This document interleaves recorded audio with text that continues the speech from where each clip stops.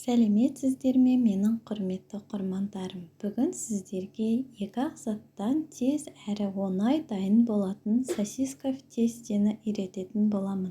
Егер де менің каналым ұнап жатса, каналыма тіркеліп, қоңырау батырмасын басыңыз. Ең алдымен бізге сосиска және қатпарлы қамыр керек. Қатпарлы қамырдың астына кішкене ұн сеуіп жіберіп, қатпарлы қамырды жұқа әдемі төрт бұрыш етіп жаямыз.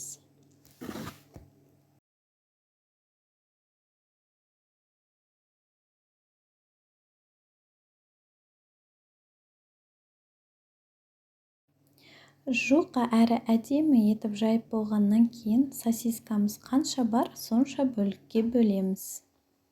Бөліп болғаннан кейін сосискаларға орап шығамыз.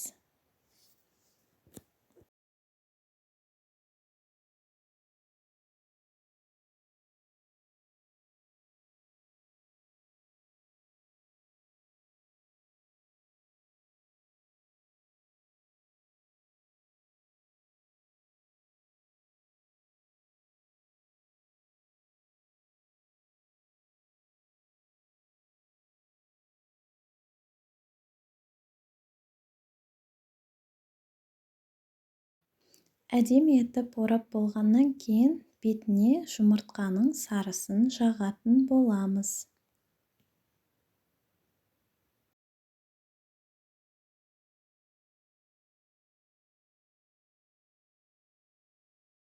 Бетіне жұмыртқа жағып болғасын қызып тұрған пешімізге 180 градусқа 30 минутқа пісіріп аламыз.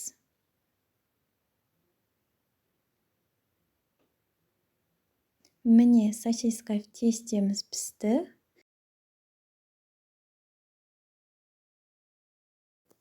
Мінеке сосиска тестеміз өте сондай әдемі, жұп-жұмсақ. Астарыңыз дәмді болсын.